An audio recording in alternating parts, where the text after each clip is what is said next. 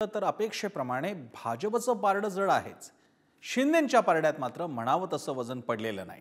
महायुतीत याला राजकीय मैत्री टिकवण्यासाठीचे निर्णय वगैरे म्हणत फार गोंडस वातावरण तयार करण्याचा प्रयत्न होतोय. पण राजकीय मैत्रीत बळी शिंदेंच्या सैनिकांचे का जात आहेत? भाजपच्या जवळ जाणं हे शिंदेंचं खच्चीकरण आहे का? लोकसभेचं चित्र विधानसभेला परत दिसणार की नाही दिसणार, या निमित्तानं हे सगळे प्रश्न उपस्थित होत आहेत. सरळ सरळ भारतीय जनता पार्टी शिवसैनिकांचं खच्चीकरण होईल यासाठी प्रयत्न करते. आता आमच्याकडून माननीय मुख्यमंत्री एकटेच चर्चा करतायत. विधानसभेला जर ही भूमिका त्यांनी उठवली आणि सांगितलं हे आम्ही म्हणतोय तसं करा, नाही तुम्ही स्वतंत्रपणे लढा, मग त्यावेळी शिवसेनेनं काय करायचं? शिवसेनेच्या जागा राष्ट्रवादीला किंवा भारतीय जनता पार्टीला का म्हणून द्याव्यात? पण दुर्दैवानं एकनाथ शिंदे साहेबांना या चर्चेमध्ये वाटाण्याच्या अक्षता लावण्याचं काम भारतीय जनता पार्टीकडून होत आहे. मुख्यमंत्री एकनाथ शिंदे चक्रव्यूहामध्ये अडकलेत का? भाजपच्या दिग्दर्शनावर शिंदेंची शिवसेना चालतेय का? मुख्यमंत्री एकनाथ शिंदेंचा अभिमन्यू झालाय का?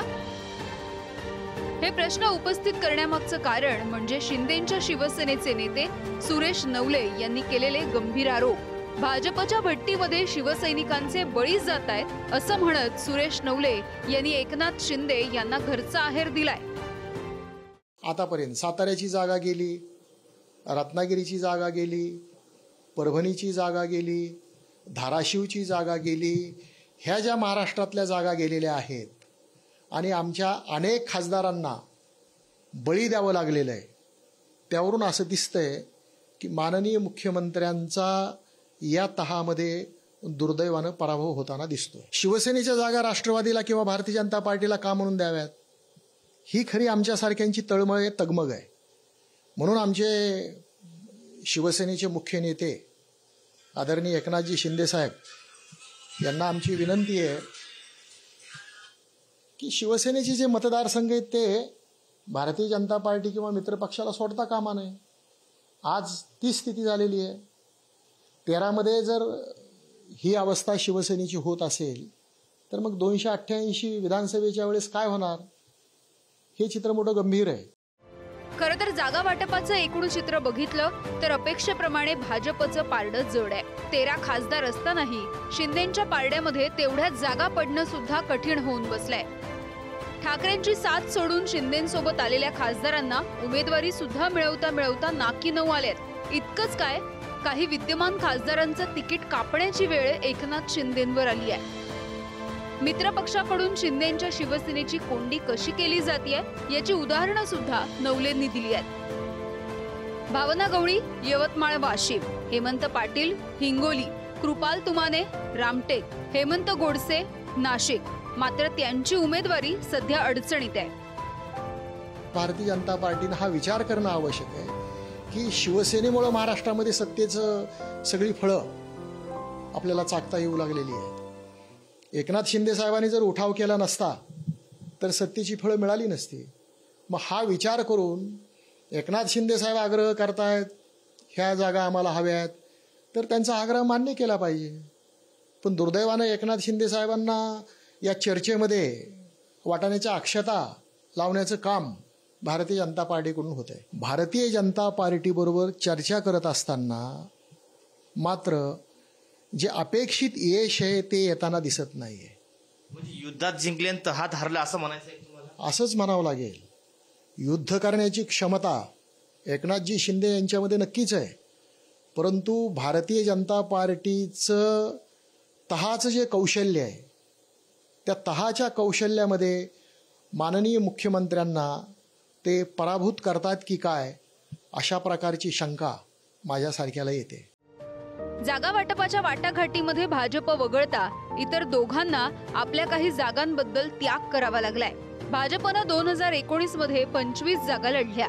त्या सर्व जागांवर आपली दावेदारी त्यांनी टिकवून ठेवली आहे. मात्र महायुतीतील शिंदेंची शिवसेना आणि अजित पवारांना हक्काचे मतदारसंघ त्याग करावे लागले.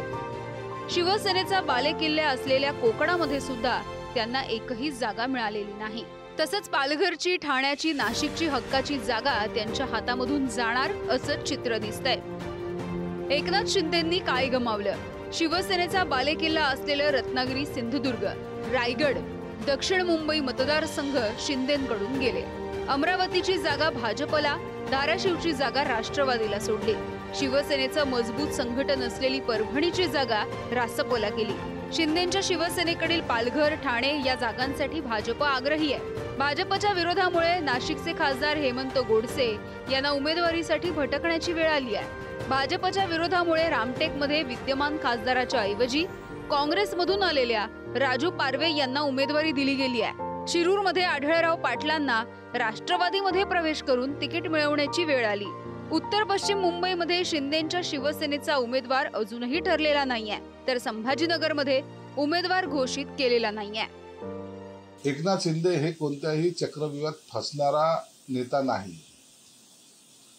चक्रव्यूह तोडून त्यांनी केलेला उठाव हा महाराष्ट्राने नाही तर जगाने पाहिलेला आहे. म्हणून अशी ताकद ज्या नेत्यामध्ये असते त्याला कोणी चक्रव्यूहात अडकू शकत नाही, हे तेवढं सत्य आहे.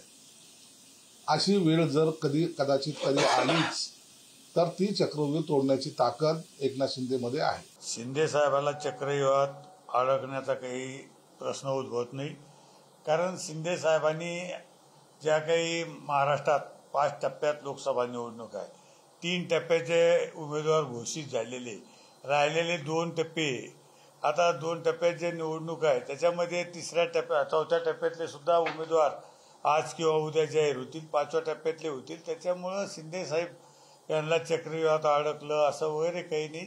शिंदे साहेबांचे जे काही पक्षाचे उमेदवार असतील ते टप्प्याटप्प्याने जाहीर करू आहेत. महायुतीमधला जागा वाटपाचा तिढा अजूनही पूर्णपणे सुटलेला नाही. यासाठी भाजपकडून सर्व्हेचा आधार दिला जातोय. मात्र यामध्ये शिंदेंच्या शिवसेनेची कोंडी होतीये. त्यामुळे या राजकीय मैत्रीमध्ये बळी शिंदेंच्या सैनिकांचे जात आहेत का? भाजपच्या जवळ जाणं हे शिंदेंचं खच्चीकरण ठरतंय का?